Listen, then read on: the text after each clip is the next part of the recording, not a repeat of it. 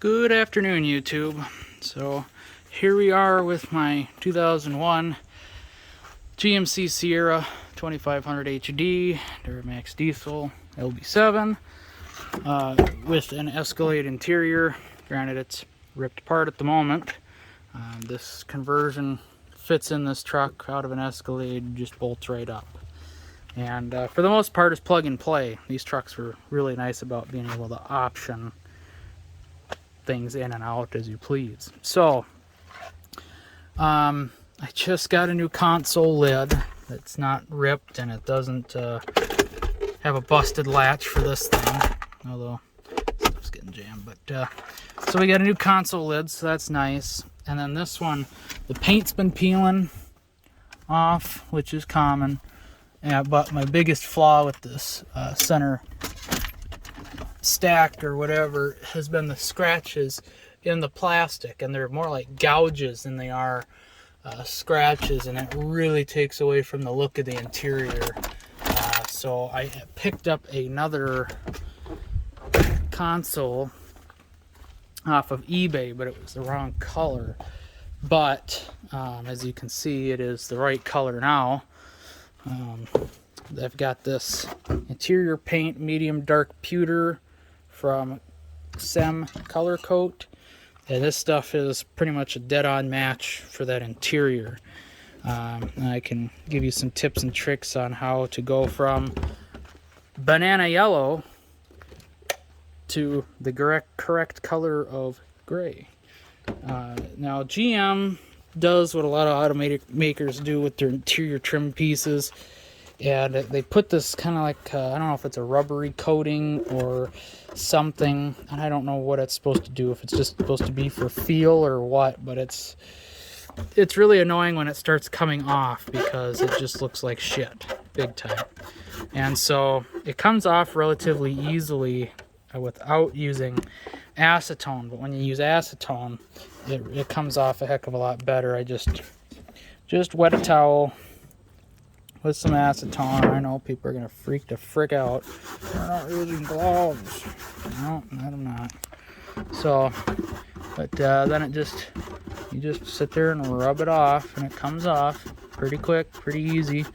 Don't have to scrub it relentless, but you gotta be careful. If you rub that on the plastic for too long, you'll actually wear the texture off. I did that on the console on accident. You can see texture over here, nice and pretty. Then you come over here and texture disappears. Smooth. Oops. So, didn't know you could do that, but now I do. So, oh well, the truck isn't dark enough on the inside. You're not going to terribly notice it. At least it's not flaking and peeling and looking like complete and utter garbage. It actually looks pretty freaking decent. So, longest part is masking stuff off. But for this, nothing's getting masked off because the whole thing's getting painted the same color. So that's that. I'm probably just going to paint over the inside. I'll clean it with some interior wipes and then paint it. Because there's nothing peeling on the inside, so we should be okay there. But everywhere else on the outside needs to be. And my console I've got for this truck out of it was out of it's the Escalade EXT. It's like an Avalanche. For a standard Escalade, they have a light at the bottom, and they don't have vents here. They have buttons for the seat heater and the radio. But out of an Escalade EXT, and this is for the 2001 to 2002, 2003, something like that. After 2003, then they're more standard, and they didn't have this option. But this was out of an Escalade, so it has the rear vents, the radio. Not that that works in my truck, but and unfortunately it doesn't have the light. I wanted that, but oh well. I have the vents, but out of a regular Escalade, they don't have vents, and that's what my truck had to begin with. That's what I wanted to maintain. But you need absolutely everything out of the Escalade EXT for the downshoot for the console, for the rear vents, which is specific to this console out of an Escalade EXT pickup looking thing. This console specific for that. It has the Bose subwoofer in it, and that duct fits in between the Bose sub or underneath or whatever. It's everything's specific, so you have to get the entire console. And unfortunately, the whole entire console was not my color, so I had one out of a regular Escalade, and I swapped the plastic pieces over. The carpet's a little bit different color yet, but and that I just spray paint too with the same stuff. But this I hadn't painted, and obviously this is the piece I needed to have rear vents. So I gotta get her all cleaned up, scraped down, and once we get to that point, I'll show you what it looks like. And then it's gonna take me a minute, obviously. And you see how dirty that stuff gets. I mean, that's just all grease and dirt and stuff versus what's underneath, like brand new. So yeah, we'll show you what it looks like before we paint it, and then after we paint it. And that stuff dries quick too. I mean, it has a really good handling time. I mean, like a couple minutes. So at least in the sun, at least in this temperature and humidity we're in right now, I've had good luck with it in the past, but we're going to continue on, so stay tuned. Okay, so here we're back with more of a somewhat semi-final-ish product before we paint. As you can see, it's still going to look a little dirty here and there, but for the most part, we've got all that rubbery coating off. See, I spilled some acetone, and that's that rubbery coating coming off. I'm not going to worry about it in here too much. There's not going to be anybody in the back to see the inside of the cup holder anyway, but I will blow it off with the air, and we'll get that going. And see, the acetone really does a number on something. And I got to get the handle yet, but other than that, we're getting on. I forgot about that, honestly. But yeah, I got most of the stuff off of here, so we're going to paint that right now, and then we'll work on that. So stay tuned. Okay, so we're back again, and here is our final product for everything. And it looks, you're not going to see this underneath the bezel and stuff, so that I'm not worried about. But one thing I really tried to do is make sure I got down in here, and obviously you can see a little bit is showing, but I didn't want to get the wood at all. You can see I did there, and I think what down in this corner I did a little bit. But overall, not too dang on bad, and the wood looks a heck of a lot better than what's in there condition wise. So that's the big plus. And this thing looks like $1,000,000 compared to what it did. So we'll get this put in, and I'll give you a final peek and see how it matches everything else up. And just an added bonus, I painted the glove box, or not the glove box, center console compartment, because it, as you can see, massive color difference. So that'll match now too, so that'll be nice, at least when you open it.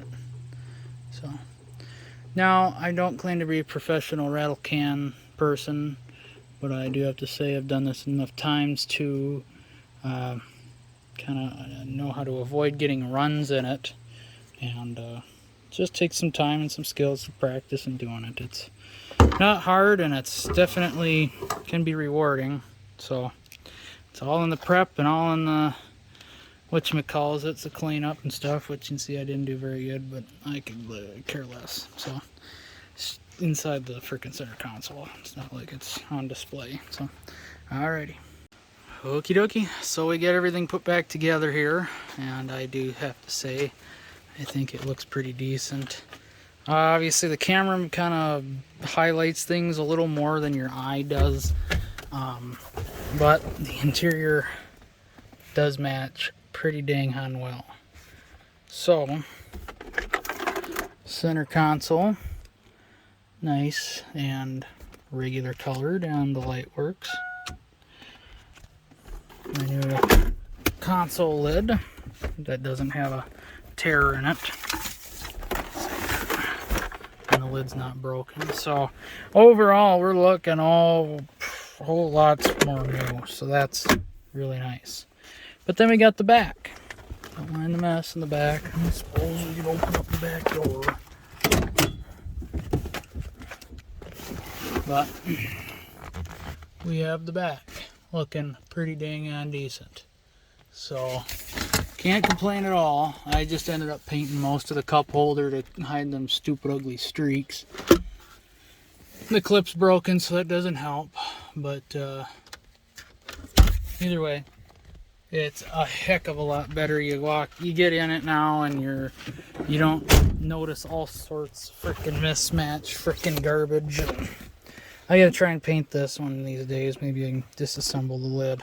Probably use that one as a guinea pig, but and then I might do a little touch-up paint here. As you can see, it's fading away, but and at some point I'll have to paint the rest of the console pieces because they're getting a little aged. And I gotta do the excuse me. Oh, I had to sneeze. Repaint the airbag cover and glove box. But other than that, we're looking pretty dang good. And I painted this entire door panel because it was that banana yellow, and well, it still looks pretty dang decent. Unless you're really nitpicking and looking for it, you're not going to find it, which is very nice. So, looks like I got some scuffing going on there. I might have to touch up. But anyway, just overall, like, the wood is in great condition. I am so thrilled about that. And it's still, it's just really nice how it doesn't matter what vehicle you pull the wood from, unless it's been sun faded, it'll match. So that's really nice because this has been here for a long while and matches the rest of the bezel and everything else. This is an Escalade cluster. It works in here.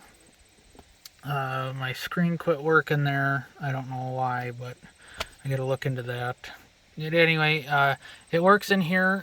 I wanted it for the 120 mile an hour because any other Silverado or Sierra, maybe besides the Denali version, it only goes up to 100. I wanted the 120, and the speedometer is calibrated to go up to 100 and accurately display the right miles per hour, even if the vehicle didn't have 120 mile an hour cluster to begin with. That's what's nice about it. It is a diesel, so it only revs up to about 3,200. That's fine. I don't need the rest.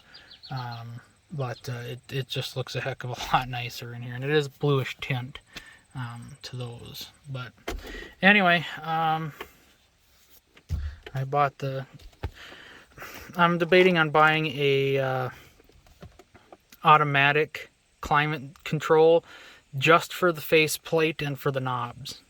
I believe all the positions will be the same. It's just that here will say auto and there will say auto or something like that. But the, temps go up and down, and they're all in the same position. So I just want the knobs just so we're more matching Escalade-ish stuff. So that's one of the last things I got to get to make this more Escalade. I've got the home link. For some reason it doesn't like to work, but I do have it. Then we got gauges up there, which is nice. This truck didn't come with a compass or temperature mirror, but I added it. Surprisingly, the wiring was in the headliner to the mirror, but not from probably the junction block, wherever the wiring goes, to like a temp sensor out in front. So I got a temp sensor, and I got the pigtail from a junkyard, and I just wired it up and attached it to the two wires inside the cab. So I have temperature and compass, mirror. So there's that. And yeah, everything works.